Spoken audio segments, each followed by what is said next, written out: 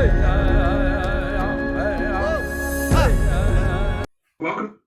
to this edition of Weaving Energy. My name is Aaron Thomas, Tribal Liaison, Southern California Edison, here to go over quickly the confirmed agenda for the California Tribal Leaders Energy Summit, happening very, very soon. In less than 10 days, we're going to be up in Wheatland, California, home of the Enterprise Rancheria Tribe, our host tribe. Thank you so much for hosting us.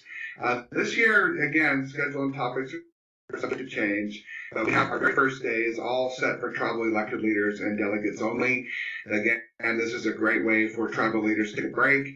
They get inundated with so much throughout their year, and we'll be having a microgrid tour for them, presented by our friends at Calusa Energy, as well as an outdoor expo demonstration. They'll get a first look at the ride and drive, and there'll be a reception at the evening to end with a Cigars Under the Stars for the very first day of the summit this year. But then we get into Tuesday, and this is open to everybody. We check in and badge pickup starts at 7 a.m.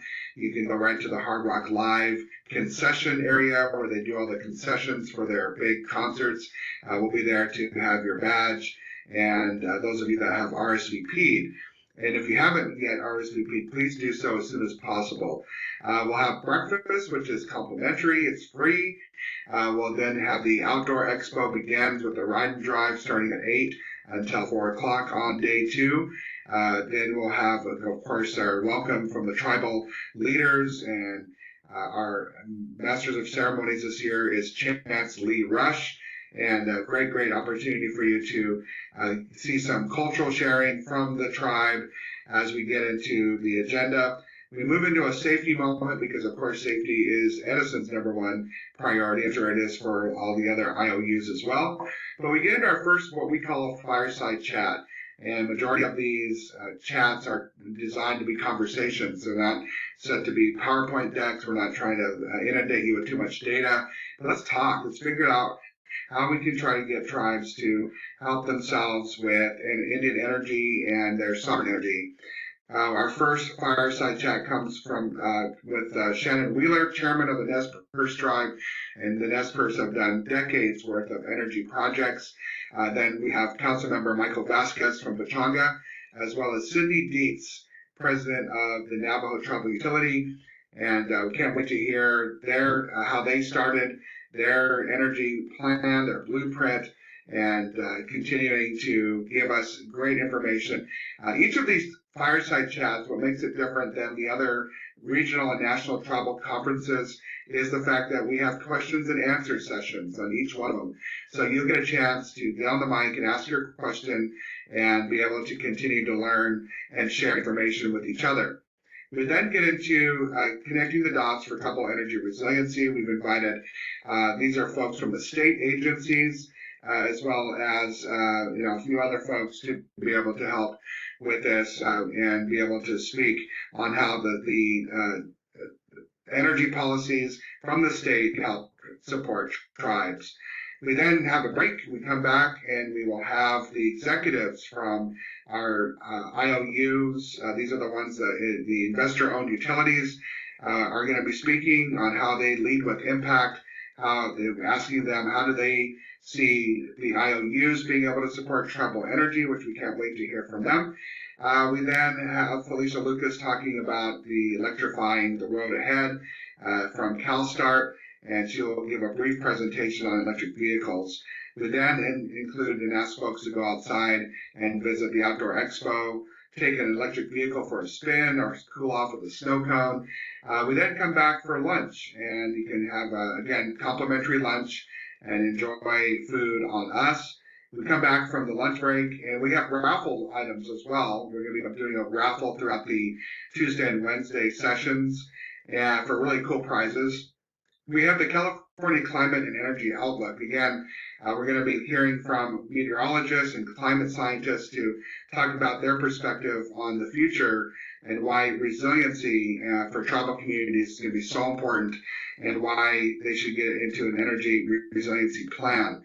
We then come back, and after that is done, we have Working Together, Tribal Resiliency and Preparedness. We've asked our subject matter experts to explore how various utilities and state agencies collaborate to help support tribal communities. So we can't wait to hear from our partners there. We then get into partnerships and energy resiliency in action. We've actually taken a spotlight on actual tribally owned business, veteran and Native American woman-owned business, Nesco, and asking Liz Perez to talk to us and her team how they work directly with the Tule River Tribe on an energy resiliency project, an electric vehicle charging station. So that's really going to be great to hear how that went for them. And then we get into some implementing energy sovereignty. We've got some more heavy hitters on the docket. Ken Ahman from Calusa Indian Energy, John Lewis, Pizza Pit, Jesse Layton. These are all folks that have been implementing energy sovereignty now for a long time. And then we close this session with a hosted evening reception. And we are having an energy timeout. This is going to be a great chance to open up the beverage and have some food and get an iced beverage of your choice. And we're going to have a game show. We're going to have rock band. We're going to have possibly a putting contest. But this is going to be a great way to end day 2 before you guys go out on your own for dinner or whatever else you want to do to end day 2. We get into day 3. And this is the final day. We again starting a little bit later on day 3 at 8 a.m. rather than at 7 a.m. or starting at 9 a.m. not starting at 8. But we then, of course, do have the outdoor and indoor resource fair opens. We do have breakfast that's complimentary again. We then get into where we're headed. So day 2 of the summit was all about catching everybody up. And then this last day is where are we going? We're in Indian Energy Resiliency. And we've invited some pretty big heavy hitters to talk to us about where we're going. And it's moderated by Reno Franklin, Tribal Liaison at PG&E. And then we get into some funding. How do we do this? How do tribes get into the funding and solutions for that?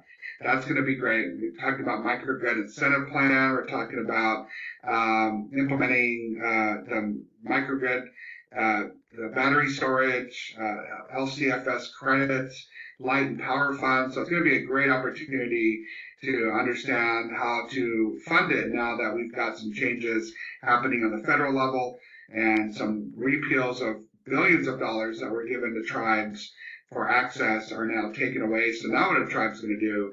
And it's going to be great presentations there. We then get into innovative energy generation. So some tribes have asked us to put on the agenda, what are some other ways that tribes can possibly get into generating energy? So we've got our folks from Native Nuclear, because we've had folks talk about micronuclear possibilities on their reservation. And AES is a great developer in wind and solar, so this is a really great topic. And then finally, at the very end of day 3, before we get into other stuff, we're going to have myself, Vanessa Vendiver, and Reno Franklin, the tribal liaisons, talking about our challenges and our successes with working with tribes. And again, there'll be a Q&A at the very end. We've got final lunch that's going to happen on day 3. And that's complimentary and raffle items.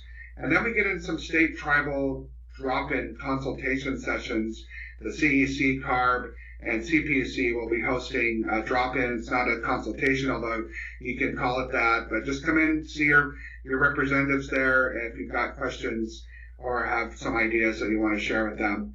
So again, all of this is free. And we want to make sure that you realize that thankful to all of our sponsors, PG&E, SCE, SDG&E, CalSTAR, and of course, our host tribe, Enterprise Rancheria. There's several other sponsors. Nesco is a sponsor. There's Native Nuclear is a sponsor. Hal Hayes is a sponsor. There's so many other sponsors. Definitely want to thank you for that.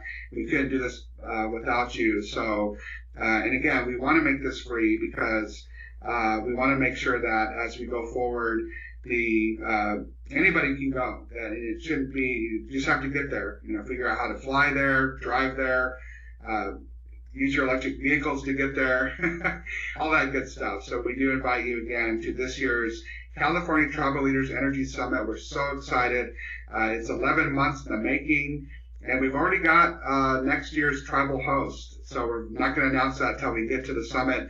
But we're so happy that the tribes are really finding lots of value in this summit. And again, it's just a great way to take a time out, talk about energy when there's blue skies.